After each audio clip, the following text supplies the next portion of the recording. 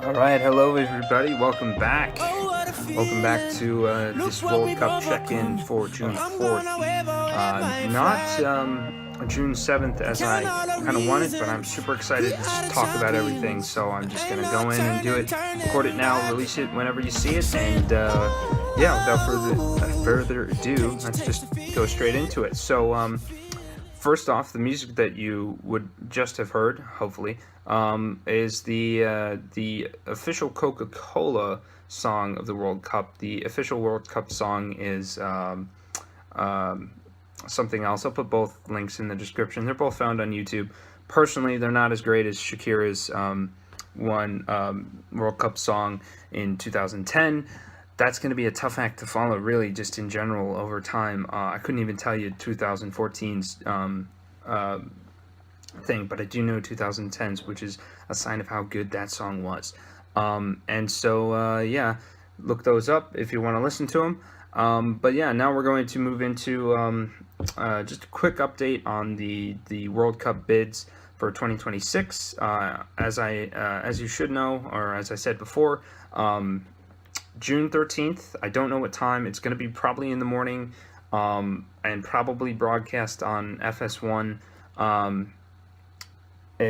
Is the basically just the announcement of who's getting the bid, and that's going to be after a vote. But the update actually is they released a couple days ago the final report on a commission. On a commission that FIFA sent out. It's a 5-man commission, as far as I know. I think it's just 5 people who went to Morocco, who went to the U.S., and they rated basically everything from stadiums to transportation to infrastructure and all of that stuff, hotels, and basically the overall ability of each country to hold a World Cup, or in the case the United bid, 3 countries. So, that being said, they put it on a scale from 0 to 5, 5 being the best, and having every requirement met, and 0 being the worst, and they had a 2-point sort of threshold. If you were above 2 points, you were good to go. You could at least host the World Cup. Under 2 points, they would be like, no, and they'd throw out your bid. So each country, each bid did have that, so Morocco is bid has a rating of 2.7 out of the 5, and then the U.S. got a 4.0 out of 5. So that's good. 4.0 or 4 is better than 2.7. However, it's voting. I'm still nervous that we won't get it, because I really want this bid so bad. Because of how much it'll mean to me, to the country, and hopefully to the sport in this country, which is phenomenal in general. And once I'll go more into depth into all those feelings the day of that whole thing. So that's that. And now we're gonna actually talk about the results. I'm gonna flip the screen. We're gonna record my computer, and we're gonna go into group stage.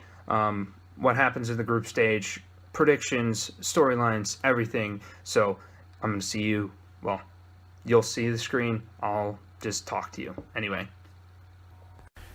All right, here we go. So we're going to talk about the group stages here, as you can see. This is just a screen I've looked up on Google. It's the first thing that pops up, which is very handy of them.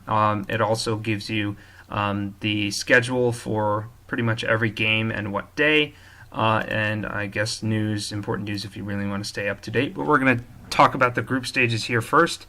We will go into depth a little bit about what all these things mean, but for now we're going to go through each team, who's going to go through, any sort of storylines that may pertain to each team, and then we'll continue from there. So first of all, we've got Group A, which, as always, will have the host nation, which is Russia. They will play in that first match against Saudi Arabia, who are, I believe, considered the worst team to be there. And so they're just kind of happy to be there. They, qualifying was an amazing thing. I'm not entirely sure if the debutantes, being there the first time, it might be But that's a great achievement for them. We've got Egypt. I'll skip over Egypt because they've got some great storyline there. But Uruguay are the expected winners, and they should win this group rather easily. Egypt really should be the only ones that give them problems. Maybe Russia. Russia are kind of a medium-ish type team, whereas Uruguay are really like the heavyweights that are expected to win. On the topic of Egypt, Egypt have not been to a World Cup since 1990, which is, pretty astonishing considering, that's, 28 years ago. So they've got players on their team who weren't even born then, and who are now going to be on the World Cup, the biggest stage. One particular player, Mohamed Salah, who is he plays for the English team Liverpool, has been a very entertaining and phenomenal player this season. He's been, just a joy to watch for everybody involved, including myself. And he got injured in the Champions League, a final, another competition, a couple weeks ago. And it was really sad because we hoped he wasn't going to miss the World Cup. And it looks like he will only be injured for the first game, which is Egypt against Uruguay. Which arguably him being there might not make much of a difference, but he does really, really improve teams when he's playing for them. And so it's going to be exciting to see, and hopefully he can produce at least one moment of magic that we can all take away from this World Cup. I have personally picked them to advance in that second slot, with Russia probably coming in third and Saudi Arabia in fourth. Moving on to Group B, we've got Spain and Portugal, Morocco and Iran, and it looks pretty much like this will be the organization of the group. Spain will probably be in front of Portugal, but Portugal will be second. Morocco might give people a run for their money. They did have a player in the Premier League who made a pretty good run, though it was against a pretty bad team, and he scored a pretty phenomenal goal. But Portugal do have Cristiano Ronaldo, who is, one of the crown jewels of players, so he will probably get them through. Iran are, again, one of those teams that are kind of happy to be there in terms of being on the world stage. But we'll see. Spain are one of the favorites, so they should take this group pretty easily, and they could even win the World Cup in its whole. We've got Group C here with France, Australia, Peru, and Denmark.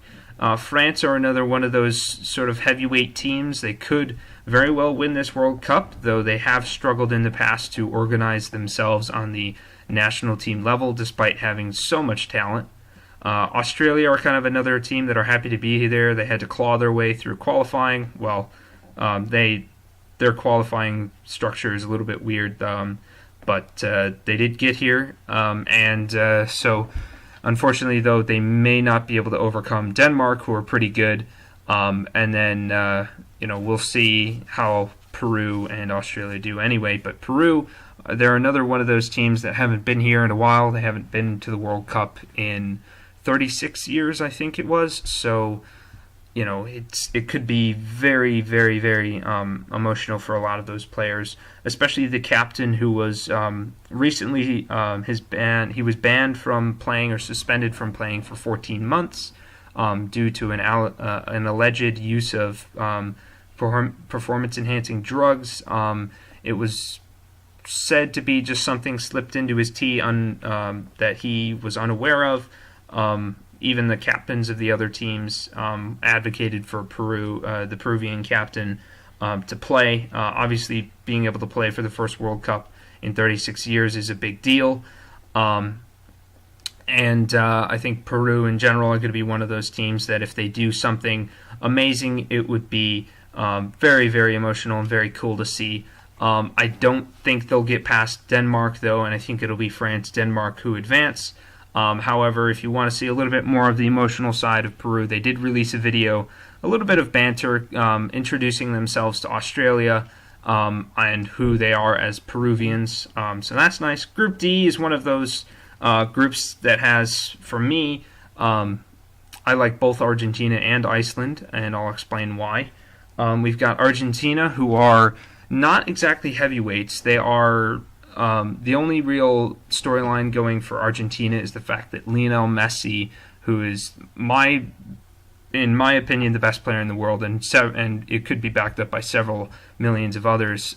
He's the best player in the world, and he has yet to win Argentina anything, any sort of major trophy, anything like that. And if he could do that and deliver on the world stage and deliver a World Cup to the country, it would probably rock the country, and we would really probably have a shortage of beef for how much everybody's just hungover from partying too much.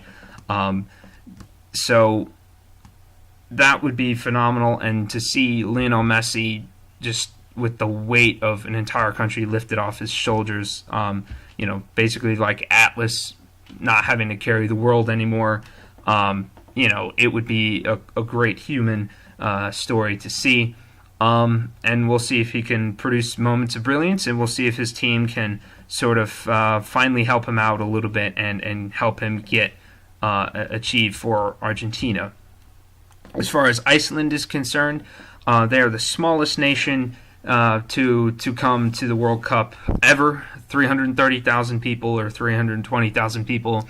They organized themselves years ago, and now they have finally found the seeds, or finally are seeing the results of their efforts, and it's great to see them there.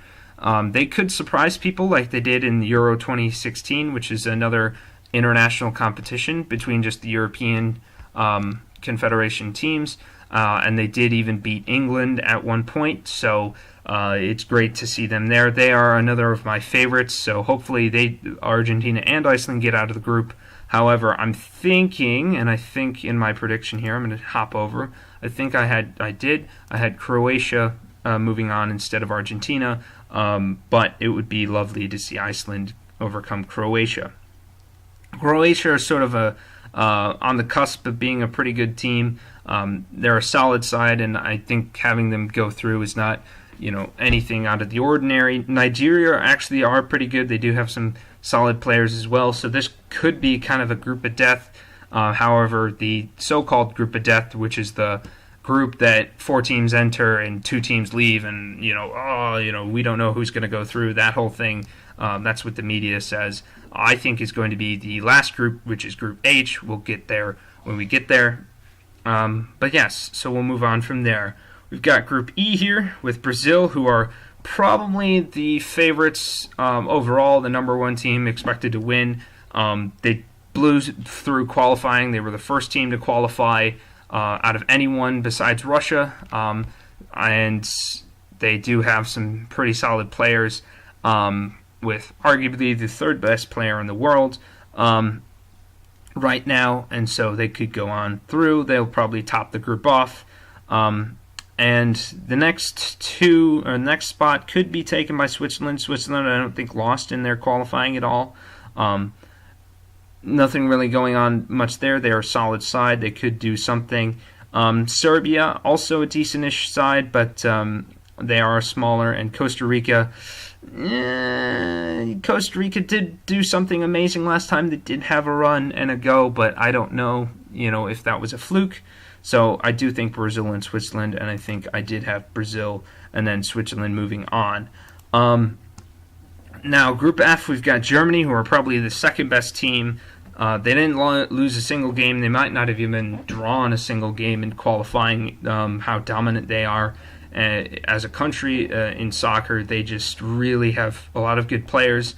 That being said, they did, release their roster, and they left out a pretty good player in a guy named Leroy Sané, who, leaving out a player of his quality suggests how good of teams they are. And people often say that Germany could, play a 2nd or even a 3rd team and get, pretty far. And that is true. But, who knows what will happen with Germany. They could, collapse under the pressure. I certainly hope they do, because I would like somebody else besides Germany to win, because nobody likes the favorites winning except for the favorites. So we've got Mexico here, who are trying to break a curse of only making it through 4 matches. They want to get to a 5th game, which would be the quarterfinals, and being able to play finally. Last time out, they suffered from a very bad refereeing decision, and we'll get to talk about that in a later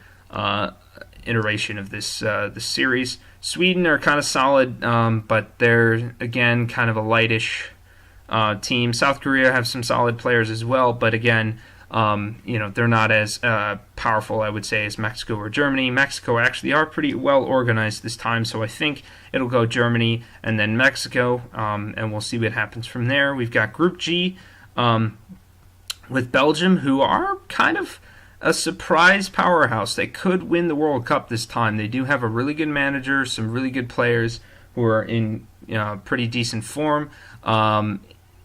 Panama are just happy to be there. They slipped in when the U.S. made the mistake of not winning, and they have I believe this is their first time ever going to a World Cup, but their players are pretty much senior citizens in soccer terms, in their mid to late 30s. So it'll definitely be nice to see them, but I don't see them doing anything. Tunisia are probably a little bit better than them, but not going to overcome Belgium. And England, who are, they're all right. England are all right. I don't think they'll go too far, but they will get out of the group stage in that second spot, according to me. And then we have the group of death, or my group of death, in Group H, which has Poland, Senegal, Colombia, and Japan. They are all fairly evenly matched. Poland probably are the best. Maybe Colombia, actually. I think when I did my prediction here, I had Poland and Colombia, winning, or Poland in first, Colombia in second. However, Senegal and Japan could slip into a second spot there. I don't think they're that good enough to be number one, but who knows what will happen. They do have some pretty good players on both sides. So, those are the groups. Those are who I think are going through. Before we leave the group stage, I'm just going to explain what all of these numbers mean for everybody. So, it's pretty simple what goes on here. So we've got matches played, so they'll be 1, 2, or 3, or 0, or 0. Wins, draws, losses, pretty simple. Draws or ties. We've got goals for, goals against, and the goal difference.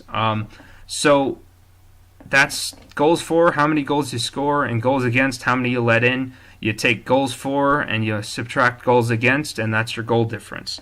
Now, goal difference plays a big part in tiebreakers. So with these, so for tiebreakers. And that tiebreaker is ultimately when the points in this column here are the same. So let's say at the end of 3 matches, we've got Egypt and Russia, who are tied on 4 points.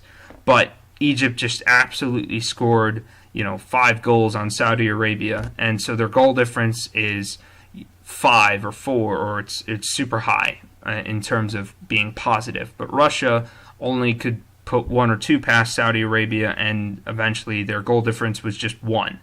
What that means is whoever has the greater goal difference, the more positive number, they will advance on that tiebreaker. If in the event of a tiebreaker in goal difference, I believe it goes goals for, and then goals against if goals for are tied, and goals against. If all of that is the same, I believe they would probably do it by the alphabet. So in this case, Egypt has the edge because E comes before S. I don't think it'll ever go to that. If it goes to that, we'll all find out together what happens. They may even flip a coin, or I don't know, have a duel or something. So that's how the group stages work. Again, if you have any questions on that, you can always just comment below and ask. And people will talk about what teams need to advance anyway on the news. So now we're going to move on to the sort of the bracket here, and this is what I've predicted will happen. I picked Argentina to win because I want it in my heart of hearts to win, because I want to see the human moment of Lionel Messi and Argentina winning the World Cup. And in order to get there, we've got Uruguay facing Portugal. I think Uruguay are a solid enough team to go through. And then we've got France, and Argentina have to beat France. I think in my prediction I put Argentina coming in second behind surprise of, let's see, of Croatia. I believe Croatia came out on top, which puts them against France. It could play out a little bit differently. They could come out on top, but I think they get through France because I think France still doesn't know how to play, and the egos of the French will come to play. So that side is all done.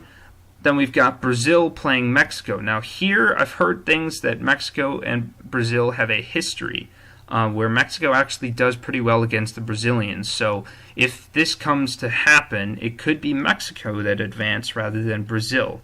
Regardless, I think Belgium are a good enough team to where they will get past Colombia, and then they'll get past whoever comes out of Mexico and Brazil, and unfortunately they'll lose to Argentina. But again, this is just my prediction and hope. They could even get to the final to play the other team on the other side, which I think is going to be Spain. Just how this whole bracket works out, I see Spain doing really well and getting to the final regardless, because as much as I love Egypt, I don't think they'll be able to withstand Spain.